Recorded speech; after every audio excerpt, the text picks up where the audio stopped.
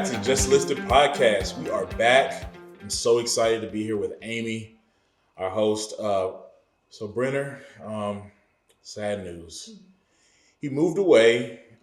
He's moved closer to home, closer to family. So if we see him again on the podcast, it'll be as a guest host. But the good thing is we have Amy now. Hi, everybody. And exciting things. We're videoing now, so as you can see us online. In addition, we are on location at the Highland Homes 40-foot model in Bridgeland. We've taken a look at it. We've walked the model. It's been amazing. I really love the Highland product. What did you think about the product, Amy? Well, I've always been a fan of Highland Homes. It's just an amazing product. They pay such great attention to detail. This home in particular, I love the sliding glass door that leads out to the backyard. Backyard living is just key here, especially in Bridgeland. But in Texas, we all know everybody wants to be outside when they can, and have the air conditioning being part of it to walk outside and be able to eat right on the back patio is a super cool feature. The tall ceilings. And then what I love about Highland Homes is their salespeople are so well trained that they know and they care. And their owner, Jean Ann, really has great attention to detail, and she really does care about every client, every realtor, every salesperson that she has. Yes. What I loved about the home is it has a second bedroom downstairs. Mm-hmm. That's huge for family coming to visit. As you know, my parents are older, so if I have my parents over, I want them to be downstairs and not have to go up and down those stairs. Or give up your room. Right. Yeah, we don't want to do that. So yes, just the attention to detail, high quality, and the people are great to work with. So absolutely. That's the thing. Yeah. It's like I would hate for it to be a great product and the people weren't great to work with. Yeah. So everyone that I've ever worked with at Highland has been amazing. Mm-hmm. And this home that we walked, can you believe that you can get this like it is now for under $500,000 in Bridgeland? Really unheard of in Bridgeland. I mean, really unheard of. And such good quality, open floor plan. It's just an amazing place to be. Yeah, and I was amazed when Tony Norris, who is at this particular model home, it's a 40 foots in Bridgeland. He told me that they reduced their prices to starting in the 360,000s. Yeah, I mean, that is really, really good pricing to get into Bridgeland. Before, you couldn't get into Bridgeland for anything under 400, 450. And that was like base level, not for this kind of home. Exactly. And I can almost see the elementary school from here. So all of these homes in this section are zoned to the new elementary school. So your kids can literally walk to school. I know a lot of times people are talking about what's going on with buses and that. Your kids can walk to school from here. So. And literally, that's the reason we moved to Bridgeland. I'll never forget the first time I saw all the kids ride their bikes and walking to Pope. It literally made me choke up a little bit. I was like, this is what I came here for. So it's very sweet to see all that. I had almost the same experience. Like, saw kids riding their bikes and I'm like, okay, this is where we need to be. This is where we need to be. Yep. Yes. And so again, this is the 40-foot model, starting in the 360s. We got McCreevy Elementary School. That's the New Waller Elementary School in the community. Also, Cypress Christian in the community. I believe there's building a charter school in the community, all on this side. You don't have to cross the street, the highway, anything. Everything is right here in this community, and that's the amazing thing about a master plan community, right? And they have new sections that just opened, oversized lots. So if you say, I like this house, but I want a little bit bigger than the 40-foot lot, they do have oversized lots available. So plenty of room to stretch out, play with the dogs, the kids, throw the football in the backyard, all those things. So I know that sometimes people are like, well, new builds have tiny lots, and no. Nice size lots. What I like is on this side of Bridgeland, also has their own pools, their own amenities over here. Yes. I love that. So they don't have to try to go and join, in those busy ones over there. And HEB is minutes from their house. Minutes. And I heard that HEB will be open before Thanksgiving. So yay! You can move in because they're quoting times like 3 or 4 months they're taking to build these houses. Mm-hmm. So you could be in your house, going to the HEB to buy your Christmas dinner, hanging out with your family if you buy now. And you can get it for less than $500,000. Mm-hmm. And this is the Windermere floor plan. If you're wondering, the Windermere floor plan, everything you see. I know we're going to run some B-roll, and you can see the home and how beautiful it is. So thank you, Tony Norris and Highland Homes, for allowing us to film on location here today, um, along with the lawnmowers cutting grass outside. So you might hear that a little bit, but we're working with it. They keep the grounds maintained. That's right. All right. So we have an exciting show today. We're gonna play a little game. That'll be fun. And we're gonna talk about the thing that everybody has been asking about. It's been the buzz in our industry. The good, the bad, the ugly, everything.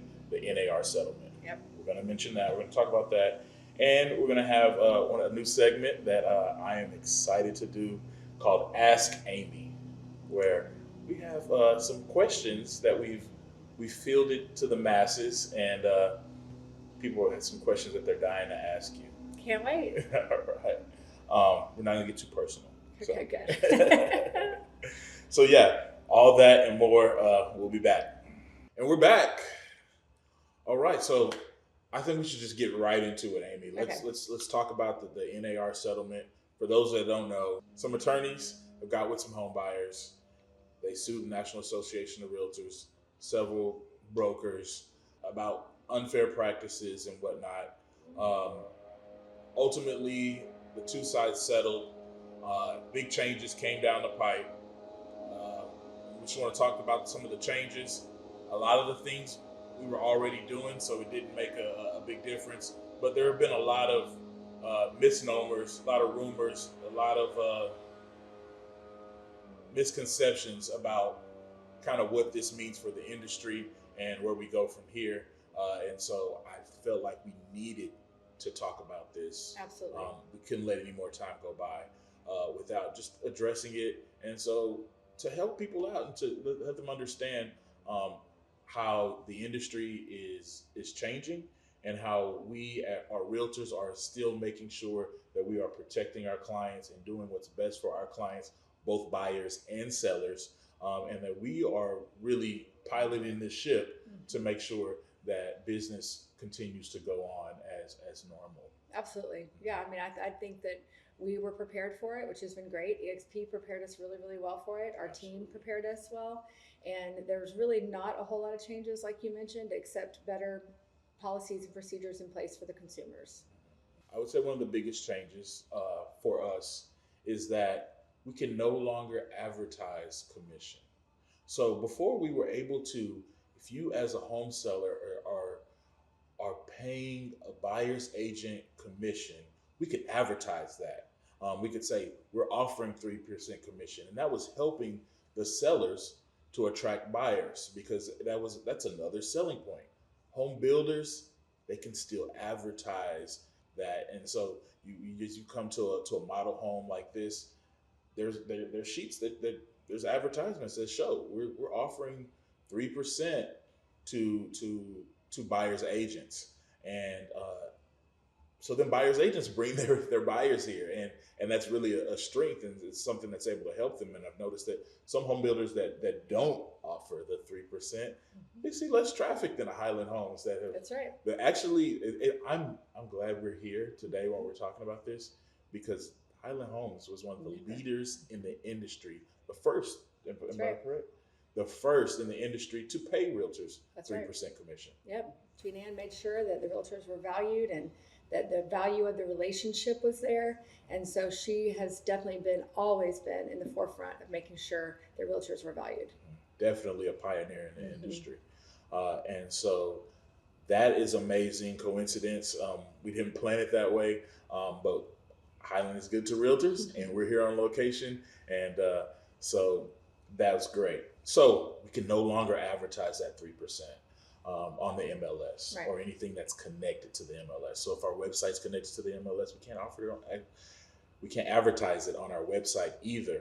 But we're finding ways, because it's new to everybody, to still do what's best for our sellers that are offering a 3% commission to the buyers, and being able to keep that as a strength that they have. What have you seen? Because I know you've experienced a lot of initial reaction, and maybe some things changed.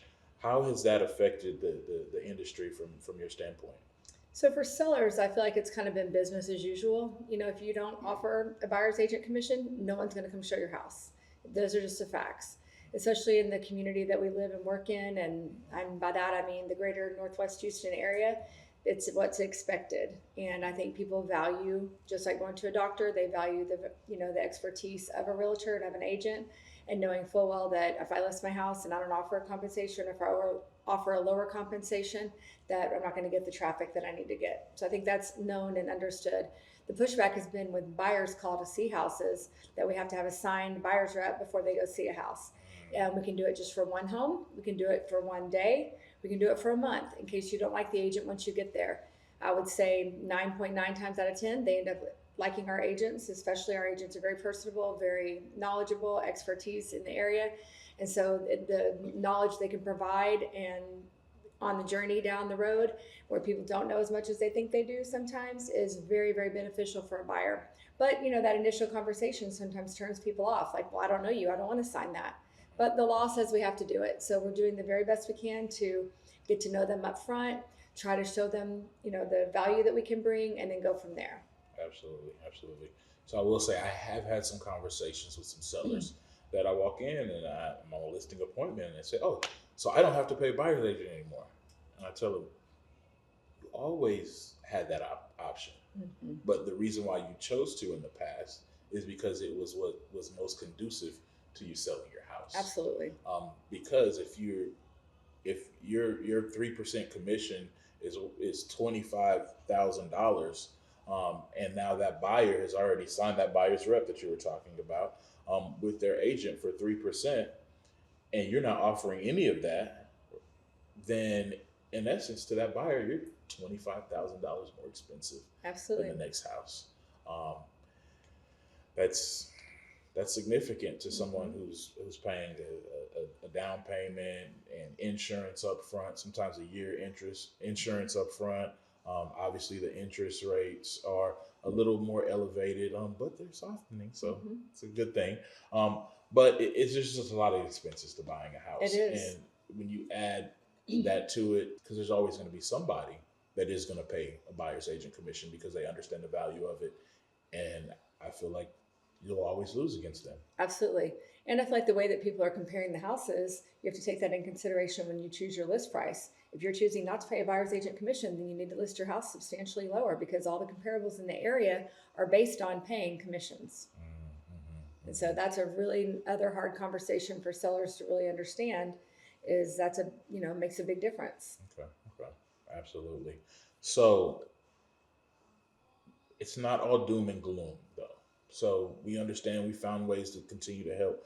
What benefits have you seen from this? Like, what positive changes have you seen come from this? I really don't feel like it's any doom and gloom, to be truthful. I feel like, yes, lawyers are not going to work in our best interest. And so the whole thing behind the lawsuit is, that's a whole nother conversation, right?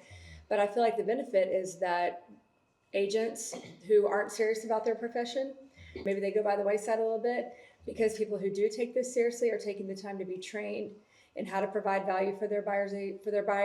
They're taking the time to learn about everything involved. I've had several agents call me that don't even know that they need a different form now. And I'm like, where have you been?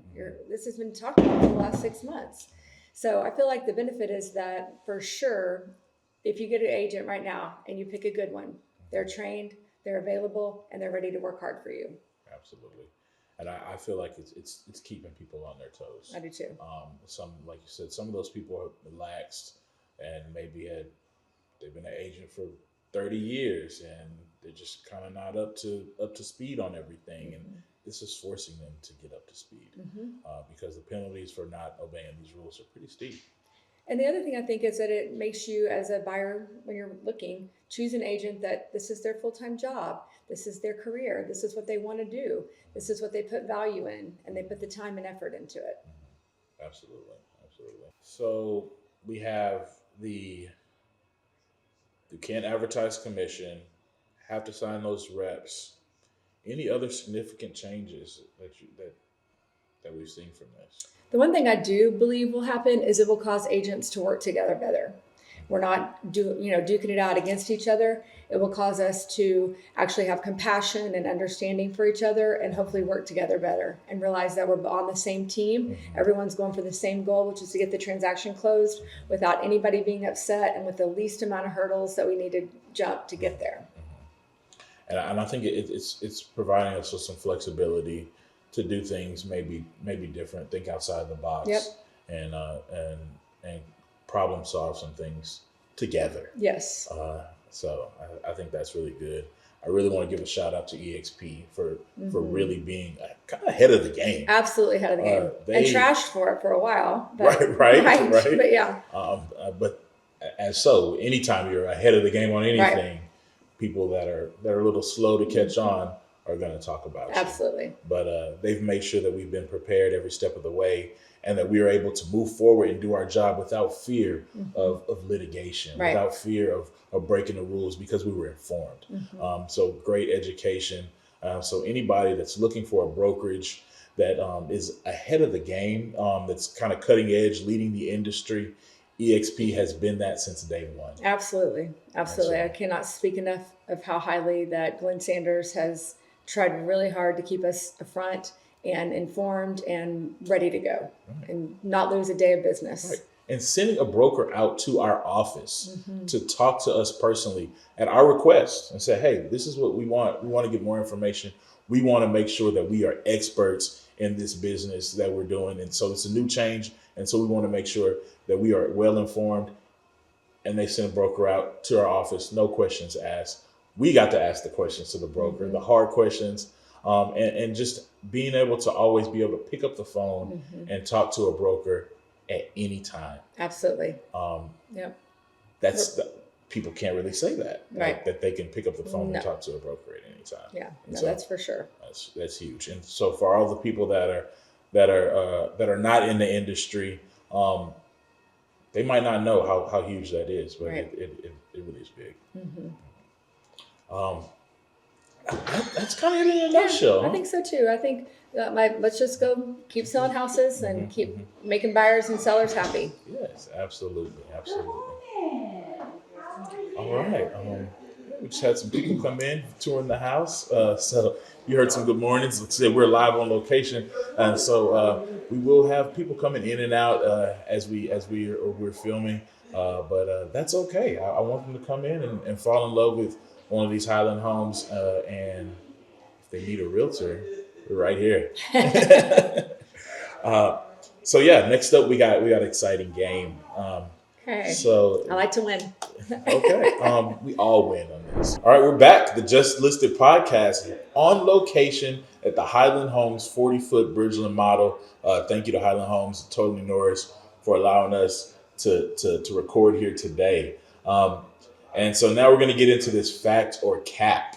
So for those that don't know the rules, it's going to be a question. It's just like a true or false. So gonna throw a statement out there, and then I'm gonna ask the question first, and Amy's gonna say whether it's a fact or it's a cap, and just give us a little bit of information about that, and then she'll throw one at me, and we'll do the same thing. We'll go back and forth until we run out of time. So I'll get us started. First one: fact or cap?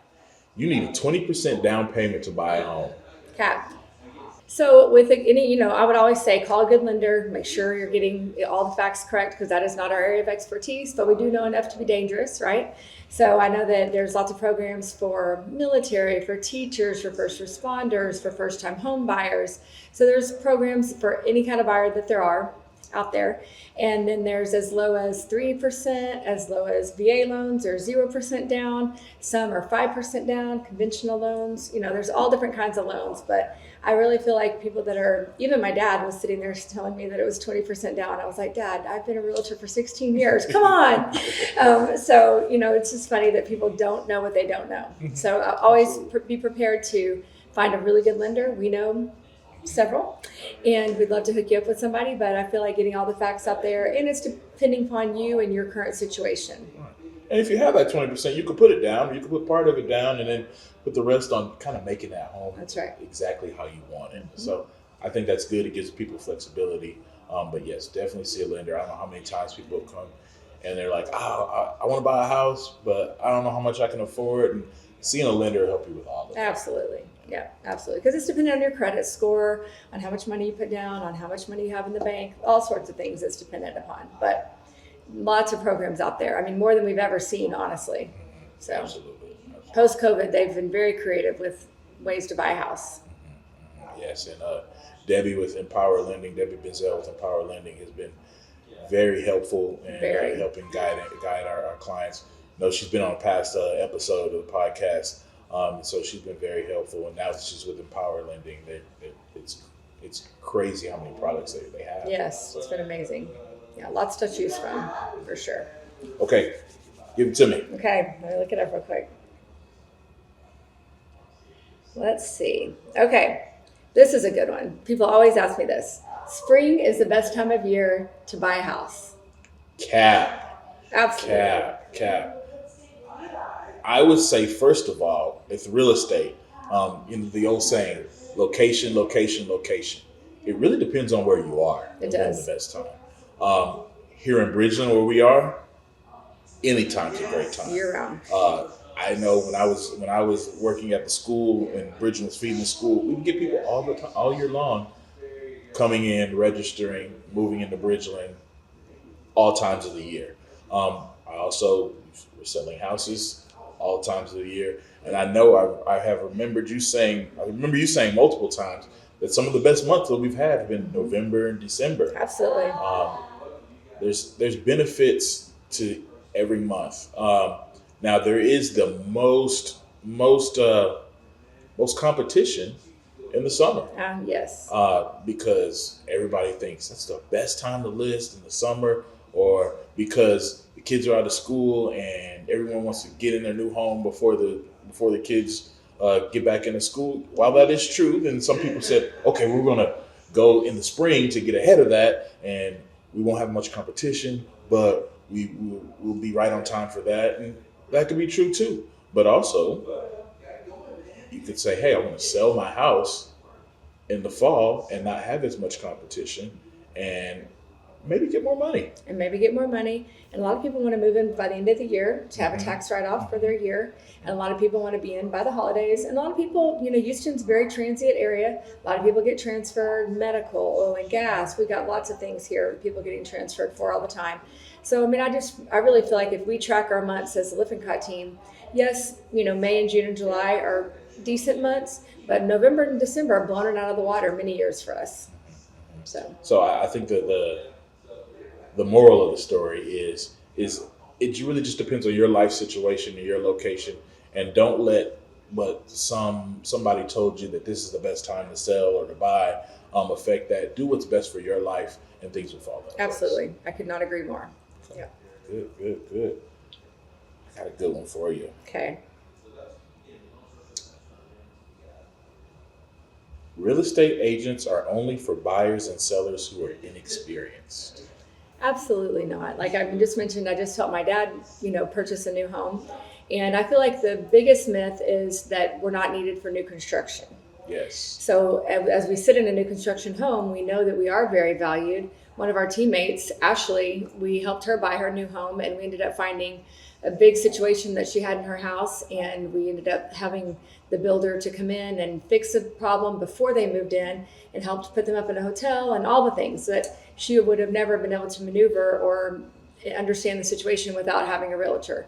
And so I feel like the builders looking out for themselves. While the builders are amazing and great, they're still looking out for themselves because that's who they represent. So you need someone representing you on the buy side that can go to your walks with you, can go do the blue tape, can help you get an inspection report, can remind you of the whole things to do as you're going through the process. But definitely, just because you bought or sold a house 5, 6, 7 years ago, things have drastically changed. I mean, just in the last month, we've seen things change. Right. So you definitely need an expert that is holding your hand and walking you through and staying on top of the market and all the changes that are coming up. I mean, the contract has completely changed. Everything has changed in the last 6 months. Absolutely. Even when I was talking to Tony about how much this house costs, he gave me a price sheet price, but then he said, we negotiate these things. And so that lets you know, like, some people go in and they say, "Oh, this is the price," and they go and they don't have a realtor to tell them, like, "Hey, we can negotiate some of this, and we can get this to something that may be more digestible for you, and something that will allow you to have a little left over in case of emergencies or something like that, or throw in some extra something here and there." Well, yeah, a lot of people think it's just about price, but a lot of people, builders don't include sod in your backyard. A lot of people don't get blinds. They move into the house and they're like, where are the blinds? Well, you didn't ask for them, so they didn't put them in. Things like that can all be negotiated in the beginning of the process, and that's what a realtor is there to help you remember, is that, oh yeah, you need to ask for blinds, you need to ask for sod, you need to ask for a sprinkler system, a garage door opener. A lot of builders don't include garage door openers. There's just so many things that we do know because we do it every day. I remember when we built our house, our realtor told us, the builder told us that, hey, these are the lots you have to choose from. And it's a great neighborhood, but the lots aren't that great. Right. And without us even asking, our realtor went to work to get us a better lot. It was a lot they weren't even offering at that time. They were using it as a concrete washout station. We ended up with a corner lot that was amazing, right across the street from the park, right across the street from the lake. Like, we looked to the left, there's a park. Looked straight ahead, there's a lake. We didn't even know that was a possibility. Right. But our realtor fought and got that for us. And then all the time people would say, "I love this lot. This is an awesome lot." You had an amazing realtor. It worked out. It worked out good. Yeah. All right. I think it's your turn. Okay. Okay, here's a really good one that you're really good at answering. So let's see. You should always price your home higher than what you expect to sell it for. So when we talk about price, I always like to say it's the marketing price. So the price that we put down as to sell the house is the marketing price. That's the price that we feel will bring the most buyers into the house to sell the house. And then there's the sales price, which is what you actually sell for. Sometimes they're the same. A lot of times they're different.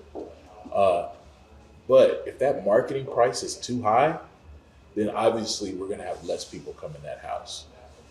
If that marketing price is too low, then maybe you could leave some money on the table.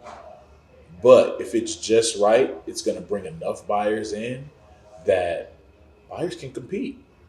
As many people don't know, but we're still getting multiple offer situations. We're still having buyers come in and compete, even in a buyer's market, because if a house is prepared, staged, priced correctly, it will bring buyers. And people a lot of times think the same. Like, if you loved it, someone else is gonna love it too. Yeah. But if you overprice it, you don't even exist to them. So I think it's very important to price the house competitively, not overprice it. It's easy to overprice it, and it's hard to underprice it, really. I agree. And I say that all the time. It's hard to underprice your house because buyers are going to offer you what they feel it's worth. They have realtors that are going to find the value, find how much this house is worth.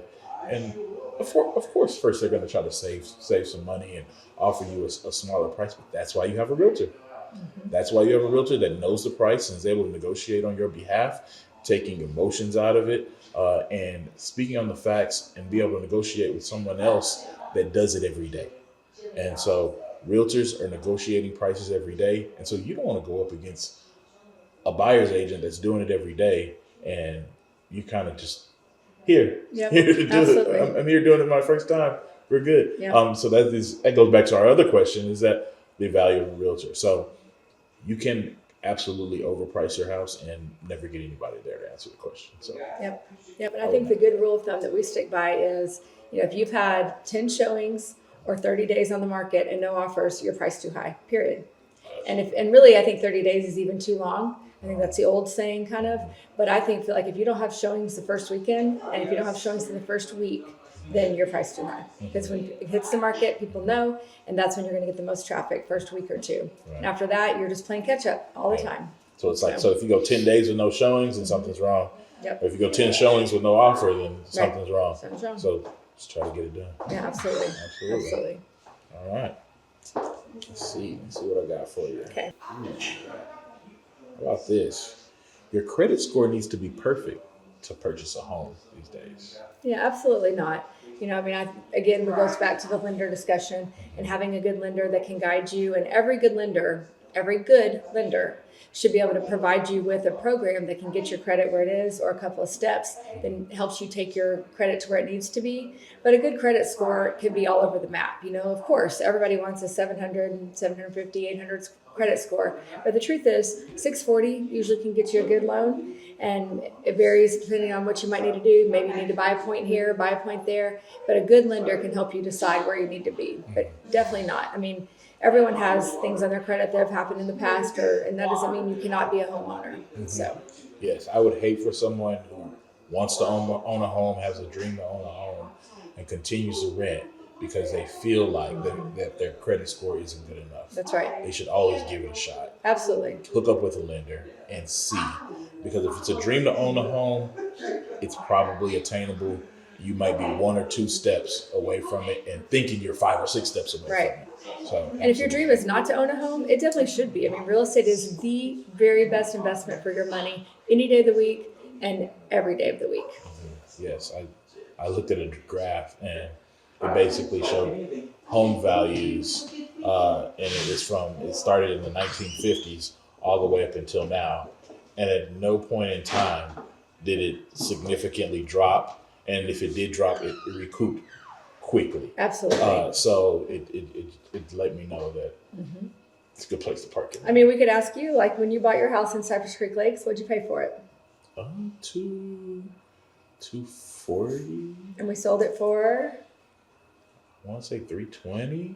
yeah. So and that So, was 4 years in 4 right, years. 4 years. Yeah. And you didn't make any big significant changes to the house. I mean, you did add some back patio and some things like that, but still at the end of the day, real estate is an amazing investment for your money. Yes. So we made 80,000, and that was before the pandemic. Right. And then I saw that house Yeah. sell Exactly. about 2 or 3 Yeah. times after that, and it was like, oh, Yeah, okay. they made So yeah, substantial. they're in that house that was 240 is in the 400,000. Absolutely it is, yeah. Almost $500,000 for that Yeah. house. So it's crazy. For sure. So, okay, my turn. Okay. So let's see. How about this one? You should reject the first offer because a better one will come along. So usually the first offer, that's cap. Sorry, That's cap. right. It's definitely cap. Usually the first offer is the best offer. They're rushing out, and let's say that. I won't say that usually the first offer is the best offer. Usually the first buyer that puts in the offer is going to be your buyer. I agree. And we can get them to raise that offer a lot of times. So a lot of times people make offers anticipating Right. that there are going to be some negotiations. And so, yes and no. We could reject that offer, but I would say the caveat is that you're negotiating that offer. Now, if the offer is what you want it to be, accept it. Amen. Like if I said I went out and said I'm going to sell my house for $600,000, and the first person comes in and they're offering me $600,000, that's what I'm listed at. I'm accepting. I mean, Like don't make something easy harder than it has absolutely. to be. So absolutely, if it's the offer you want, accept it. If it's not, then work with your realtor to get it to where it needs to be. Yeah, I agree. I feel like people sometimes, and once offers start coming in, they might get a little greedy and think, oh, I listed it too low. If I got an offer the first day, I listed it too low. Absolutely not true. You listed it correctly. You got the buyer in there, and that's an amazing job. An amazing job on teamwork on both parts, the seller and the agent, to get that house ready to go. Absolutely, and it's a testament to the promotion. Absolutely. So people think if it comes too quick, then no, that means your realtor did a great job promoting the house. Absolutely. In addition, that like you said, if it's not that, then we'll work and get it right. Yep. So, absolutely, I got one. It kind of touches to what we said before. If a home is in great condition, you don't need an inspection. Or if a home is a new home, beautiful home like this, I don't need an inspection. Yeah, that's the biggest cap that there probably is. We advise all people to get inspections, new construction, resale, whatever it is, you need an inspection because you can't see what's behind the walls. You weren't here when it was being built, if it's a new construction or resale for that matter. But at the end of the day, I've had people that have moved in and the very next day the air condition goes out, or the very next day they've had a leak in their pipe and behind the wall and they haven't known about it. It's caused mold. Like I could just go on and on with the stories, but you definitely need an inspection. And I think you need to realize the inspector cannot see everything that's behind the walls. I've had people move in and be mad at the inspector about things that really he had no way of knowing. So I feel like we have the very best inspector there is. Steve Kelly does an amazing job. Goes above and beyond for all of our buyers. But is he going to miss things? Yes, absolutely. But he's going to do his very best job to catch everything and give you good advice on what things are good to fix and what things are not. As sellers agents, we've seen people send in inspection reports and the inspector's gotten the buyer completely worked up and there's foundation issues and there's this and that from a simple little crack in the ceiling that has nothing to do with the foundation. Settling, we live in Houston. So there are good inspectors and bad inspectors also, ones that scare your buyers and ones that don't. And so make sure you have a good inspector. But at the end of the day, I think sellers also try to borrow tomorrow's problems and they worry about what could or should or might happen. But once we get the inspection report in, we're really good negotiators. We're calm, we're collected. We want to do the best job. We want to find a win-win for both parties. So there's always a way to negotiate the inspection report. Absolutely, absolutely. And I always like to tell people that it's like the reason why you need to hire inspectors because I have never had a showing where the buyer got into the attic and crawled around in the attic and looked at all the little details that are in the attic in the middle of the summer, or like that, or going around and digging the soil up around the foundation to look at those things. Right. The inspectors are doing those things. You're not. You're not going to. Like, it's not going to happen. Maybe the parent would. Well, but they're not experts either. That's the thing is, Exactly. unless you're hiring someone who's an expert in that field, you can't know. Right. So you can think you know, but you don't. Right. So, yes. okay, you want me to do one for you? Yeah. Okay. Open houses are the best way to sell your home quickly. So, studies have shown that about 5% of buyers bought the home that they attended an open house for. But with that being said, the strength of open houses, I believe, are the promotion leading up to it. And so when your house is being blasted, open house, and there's signs everywhere, and it's on social media, and there's ads, more people are going to see it, and more likely to see it. And those people that might have been on the fence about buying that house, once they see there's an open house, they're thinking, I better go ahead and put an offer in before someone else sees exactly what I saw on my showing. Absolutely. So the short answer is that open houses don't necessarily sell the house, but they sure do assist. I agree. In getting it sold. We can sell it without it, yes, all day, every day. But when we do have it, it does offer a benefit. I agree. I totally agree with that. So. Okay, good one.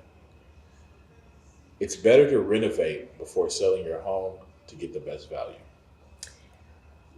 Well, so I think that could be true or false. It just depends on what you've done to your home. So the rule of thumb that we at the Lippincott team like to say is that every year you need to do something to your house to keep it updated. So we have been to homes, and I know that y'all went to one recently, that absolutely nothing had been done in 16 years. Not a light change, not a fan change, not a framed mirror, nothing had been done. And he wanted top dollar. Well, it doesn't work like that. And I think that there's little projects and big projects. So maybe one year you got a good bonus and you're going to do a bigger project. You're going to put new granite in, or you're going to extend your back patio like y'all did. You're going to epoxy your garage floor, things that add value. If you don't know what adds value, ask a realtor. We do. We know what adds value. And not that you're going to get dollar for dollar back, because you're not. But like, for example, if your family will use a pool, we put a pool in our backyard, best investment we ever had. The kids all came to our house. We loved having them there. We've used it endless amounts of what it's worth.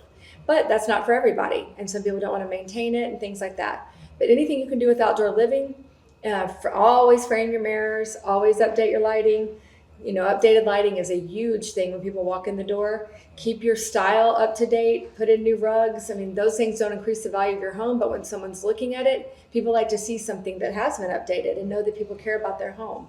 We recently replaced all of our baseboards. While my husband thought that was a little ridiculous when we were done, he was like, this looks amazing. That's great. Yeah, after kids and dogs have been in our house for, at that point, 12 years, it made a big difference. So, and it wasn't a big investment, but I really feel like if you can think of one thing a year to do, by the time you're ready to sell your house, you won't need an entire remodel. Right, absolutely. And I would say one thing that if there is one thing that definitely needs to be done, and if you think you don't, you probably still do, is change out your carpet. Absolutely. Carpet, I kind of equate it to like clothing. Like there's some people that'll be okay wearing someone else's clothing, but most people don't. Mm-hmm. They don't want it. They want the fresh carpet, especially if you have pets that live in your house with you. We know that most pets they shed and have pet dander, and a lot of people have allergies. Mm-hmm. And so if you're selling your house and you have carpet and your pet's been on that carpet, it's a good idea to go ahead and change that carpet, because if not, you're shrinking your buyer pool out of the gate. Yeah, Because I agree. People they're done with that. I agree. And it's the least expensive floor covering there is. It is. It is. It's not like it's not retiling or Yep. adding wood or anything like that. They have very cost efficient options in carpet nowadays.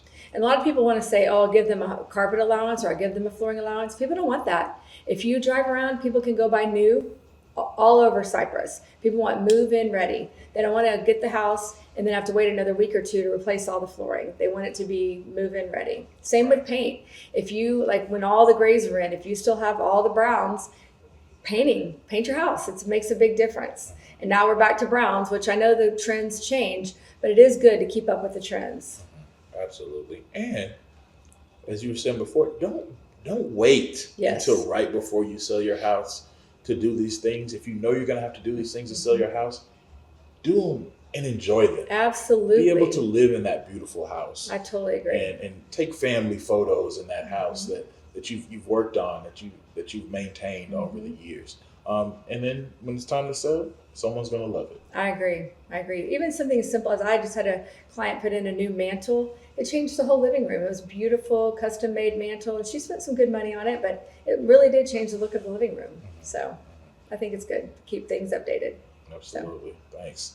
That was fun. Yeah. That was fun. And that was our edition of Facts or Cap. All right. Next up, we have Ask Amy. So I'm excited about that. And that'll be our final segment of the show. Ask Amy. Stay tuned. And we're back with our final segment. Our final segment is Ask Amy. All right. Let's Ask Amy. We have people submit questions for you. I've secretly been collecting these questions. Great. So we can get your answers. Okay, can't wait. Questions. All right. So the first one is what's the biggest mistake first-time homebuyers make, and how can they avoid it? So I would honestly say is not using a qualified realtor. A lot of times I'll hear, well, I'm going to use my cousin's brother and he's going to give me a discount. Or I'm going to use, somebody that offered to give me 2% back. Why would they do that? Why would they give the money that they work hard for back to me if they are not good negotiators of their own money? How in the world are they going to negotiate for you? And those are just facts. I mean, true facts. You want somebody that, like we've said before, this is their main job and that they're well trained in how to negotiate and how to lead you through the process, period. So. Absolutely. Point blank. All right. How can I make my home stand out in a buyer's market where there's more competition? So the best thing I can do is that you need a stager. So one of the things we provide a stager for you with part of our process. But if you don't have a stager that comes over and that's not part of the Realtor You Chose process, I would have somebody who's a good friend that you trust come and walk in your front door and see it as a buyer, not as you see it, because that's your home where you live in. And sometimes some of those things are really personal to you. Like one time we've had a lady say that all of her dolls were very personal to her. Well, a buyer doesn't want to see all those dolls. We need to go ahead, you're moving anyway, pack them up, put them up. I mean, it's, especially if they're precious to you, you don't want anybody else touching them. And so have a friend walk through the front door as a buyer and kind of judge the house as they would if they were looking at it to live through it. And look, like, you don't need your bath mats on the ground. Nobody wants to see all that. They don't want to see what kind of shampoo you use. Put all that stuff away. Nobody wants to see your dish soap. So all those things are really important in making a buyer feel warm and welcome when they walk in the door. And most importantly, that they can picture themselves living there. Absolutely. So I do like to see a family picture or two, but we don't need a whole wall of family pictures. People like to know that a happy family lived there, a cute, happy family was living there, or whatever it was that they're looking at. But you don't need an entire wall of things like that. So I feel like depersonalizing the home and making it look ready for a buyer to move in is key. Awesome. Great advice. All right. Next one. With interest rates so high, is it still a good time to buy, or should I wait? Well, the longer you wait, the more housing prices are going up. It's proven that every single year, housing prices are going up in our area. And not just in our area, all around the world. So what will happen is when the interest rates come down, housing prices will go up because all the buyers will come back into the market, which means you're back in a multiple offer situation, bidding war, kind of like what we saw at the pandemic.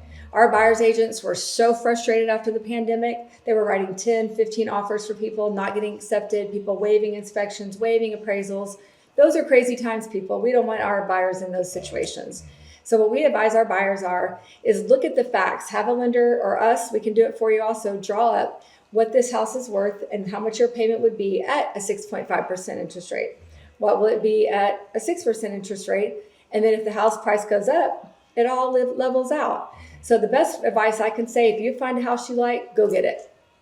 Go get you the house, because if longer you wait, the more housing prices are going up. Right. And then that price is going to stay, whatever price you bought it at, it's going to stay the same. Correct. That interest rate, you can change that. That's exactly right. Refinance. Yep. Those things. Yes, you can refinance very easily, and a lot of times for no cost.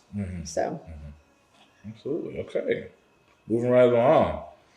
What's the best way to find a realtor I can trust? And what should I look for in a real estate agent? So I think the best way you can find a real estate agent you trust is word of mouth. Ask somebody you know that's used. I'm going to stop you right there. The best way you find a real estate agent you can trust is call the Lippincott team. Well, absolutely. Absolutely. Of course, that's the number one answer. But if you aren't able to call us and we're not in your area or something like that, I would say ask a friend. Everybody around them knows somebody who knows a realtor that they love and trust, and make sure they've actually personally worked with them or they've seen them involved in the community, things like that. That's what I would say, is that find a realtor that's here to stay. You don't want somebody that's just going to sell one house and be done. Or this is, like I've said multiple times, not their full-time job. I cannot stress how important that is. If they're working another job and they can't answer the phone till after 5, they've missed out on a whole day of work and all the negotiations and house finding, and a new house comes on the market at 8 a.m. They miss out on that. So all of those things are just key to finding somebody who's a good negotiator. And then for like us, for example, we're extremely involved in the community. So we know about where the closest HEB is, where the closest Costco is this school in the neighborhood good? Where do I go get my hair cut? Where do I take my child to the pediatrician? You want your realtor to be involved and invested in their community that they're selling in. Absolutely. And I will say, I feel like a good, it's not a hard, fast rule, but it's a good rule of thumb, is to find out how many transactions Absolutely. a realtor's done. There are some great realtors that are just getting started. There are some great realtors that haven't done many transactions for whatever reason, but with more experience, well, it's key. Experience is key. So more experience is going to be more of a benefit to you as a consumer or as a seller. Yes, absolutely. I mean, just for example, someone texted me this week and said, do you know anything about reverse mortgages? While I don't know a lot, I know enough to go somewhere to find out how do we do this and what do we need to do to get them out of the situation that they're in. And so we've been able to help them and guide them and lead them down the correct path to get the house sold. All right. Last question. Amy, I'm selling my house and I got multiple offers. How do I choose the right one beyond just the price? Right. So a lot of people just want to look at the price. There's so many more things. Like, for example, are they asking you for a home warranty? Who's paying for the survey? How much commission is being asked in that process? What's the closing date? And then one of the other key factors is, who's the other agent? How many times have they done this before? Have you worked with them before? Do you know this is going to be a smooth transaction, or are you just going to butt heads the whole time? Are they going to advise their client correctly on inspections, or are they going to scare them and freak them out about things that aren't necessary? And then another key factor is, who's their lender? If you give me an offer and I call your lender and your lender doesn't call me back that day, I know for sure we're not going to go with your lender, because they're not going to be able to answer the phone on the weekends, not going to be able to answer the phone at night when things need to get done. We had a lender yesterday that wasn't buying the insurance for their client until the day before closing. I was like, why in the world did you wait till the day before closing to ensure that your client had insurance? Terrible decision. Almost cost us the closing date. We fixed it. We jumped in. We all worked together to fix it. But all these things are key when deciding what buyer you're going to pick. Absolutely. Thank you. You're Yes. off the hook. Yay. Thank you. Those Thank weren't you. too hard, were they? No, that's easy. See? Again, I want to thank Tony Norris, Highland Homes, for allowing us to come here and record today. Please, if you're in the market, you're looking in Bridgeland, check out Tony Norris' model home. It's on Flower Nectar Court. There's a lot of model homes in this area. And if you're looking for a little bit bigger lots, they do have oversized lots. Yep. And if that's still not enough, there are larger lots that Highland does build on as well in Absolutely. the neighborhood. I would say definitely check it out. Quality is outstanding. Yep. I live in a Highland home myself. I've heard many stories about the customer service that they have, not just with the sales agents, but also the builders reps, all the way to the top. Mm-hmm. You know Gina personally, Yeah, absolutely. pioneer in the industry. Mm-hmm. Thanks to her that we were still getting those 3%. 3% commissions, buyers agents commissions. That's awesome. Love this house. Come check it out. And check out Bridgeland. I was going to say, if you don't know about Bridgeland, call us. Check out Bridgeland. We'll take you to the Welcome Center. Absolutely. Give you the full rundown because Bridgeland offers so much. And again, these houses are walking distance to the elementary school. Walking distance, if you want private school, walking distance to Cypress Christian. Like this, I don't think that opportunity is going to last long. No, it's they're going to continue to build, but you're close right now. Come out, check them out. Price is starting in the 360s for a quality home in Bridgeland. Unheard of. I'm not talking about a townhome or a condo, single family home in the 360s. It's almost like you had to get a time machine to get prices like that for something this quality. And great interest rates. Amazing interest rates here. I saw some of the flyers down there. They're giving $20,000 in incentives. So that's amazing. Just thankful. First on location show, and I think it was great. Yep. Thank you very much. Yeah. Thank you for leading this for us. And absolutely. Yeah. Thank you again. So hope you all continue to listen, and we look forward to meeting you. Yes. The first video. So tune in, and we'll see you next month. Thank you.